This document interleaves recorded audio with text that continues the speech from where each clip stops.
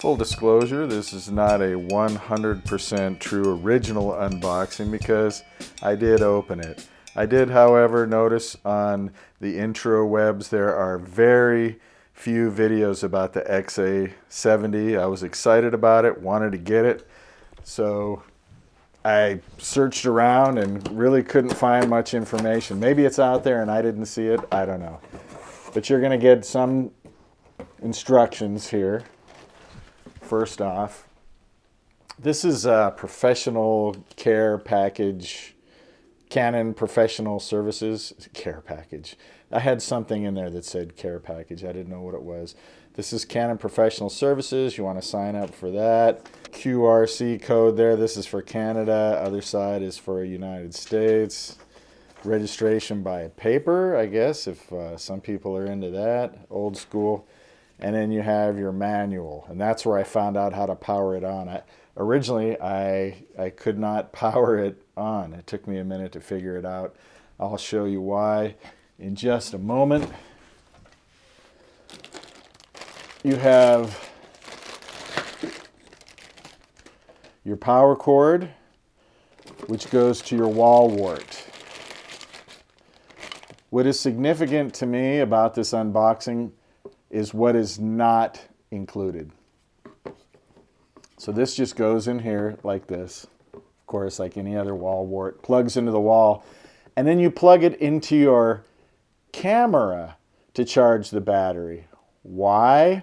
Because there is no battery charger included in the box. The other thing that's missing is a remote control. I thought both of those things would be really good to have and kind of standard, but they're not. Here's what you use to put over your lens. It'll keep the dust out and everything, but I believe also in sunlight this will keep down the glare. Here is the camera itself.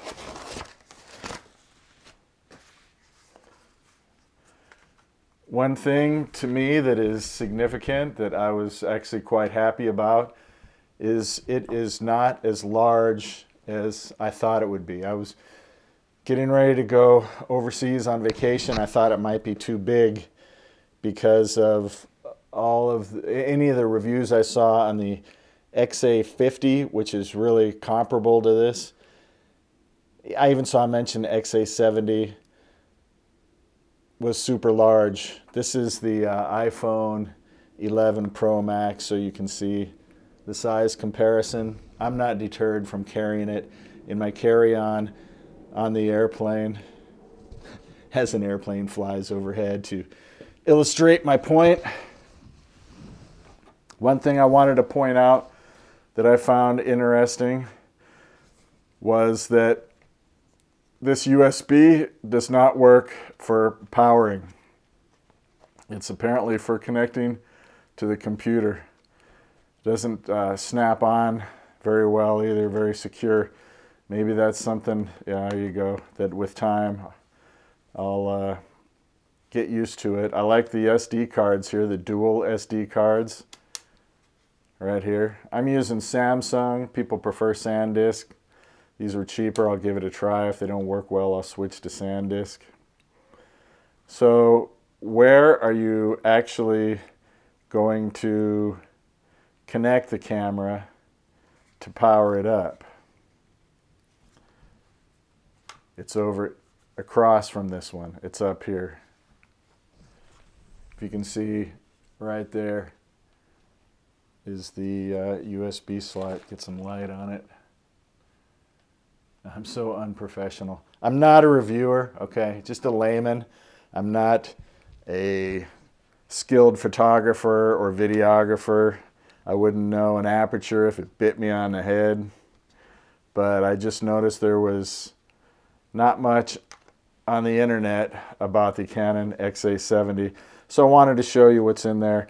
And mainly also to point out, it comes with one battery, which I've already put on here, one battery that you must charge in the camera unless you buy a battery charger, which I'm sure you can. They're cheap. They're on eBay. But the way it is now, be careful where you plug it in. Somebody trips over it, knocks your 2000 plus camera to the ground. I don't know, man. Couldn't they have put a charger in here? I think they really should have. And a remote, you want to set it up and film yourself, a remote on and off. You know, it seems to me those are basic things that should be included. You also have the top piece that it comes with, and these are XLR inputs. You can see 1 and 2, 1 and 2, and it's has a hot shoe. It's a little bit more complicated than you would think. You have to set up inside the menu, whether you're using 1 or 2 or both. And it also has a microphone input somewhere on here. Again, I literally just opened this an hour ago. Here's a hole for a remote. And over here we have, okay, headphones. That's great. You can monitor the sound as you're recording. And microphone.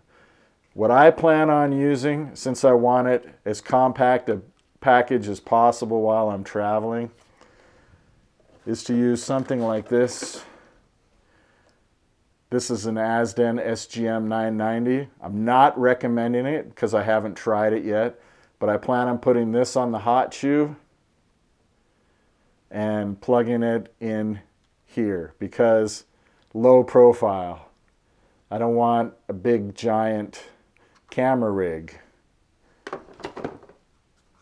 Might intimidate people. If I go to a marketplace in some rural area, I look like I'm with ABC News or something, or the BBC. People act differently than if you just have your camera or something small. I'm filming this right now with a Sony ZV-1. My backup camera is just an action camera over there in the corner, the DJI Osmo. Maybe I'll do another video in the future to explain finer points, what I like, what I don't like about this camera, and if it was suitable for my purposes. Maybe I'll find that when I mount this, it's actually not a huge profile and I'll be able to live with it. I don't know. We'll see.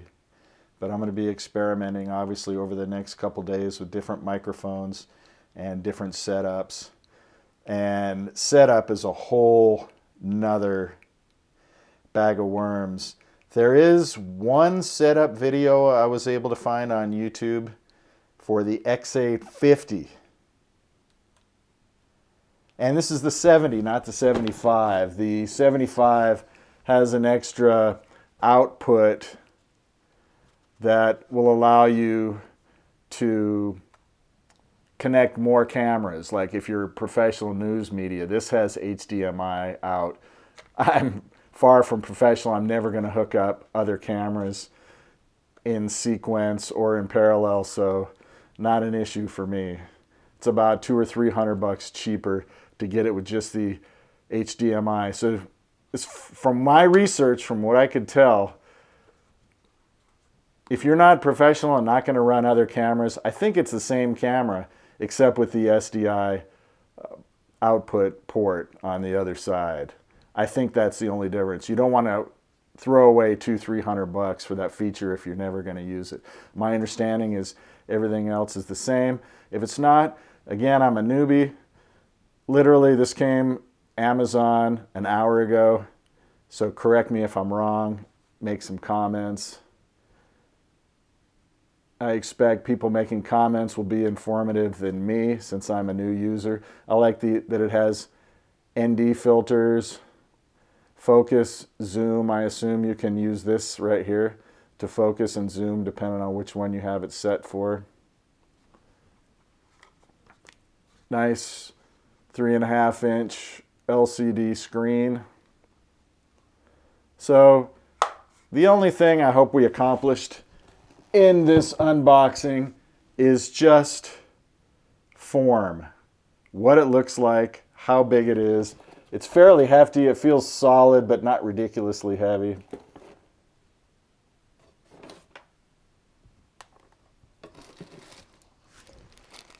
This goes on top of the handle attachment to hold the microphone. And I assume it screws on right here. There's a couple screws that it came with. Should be a fairly simple action to add the microphone and then tighten this up. For me, I would only use this for studio work. Get an XLR, boom, put it in here, put it on the handle, and go to town. I hope this was helpful. Again, as I mentioned, I am not a professional. But, as they say in Espanol, mejor que nada.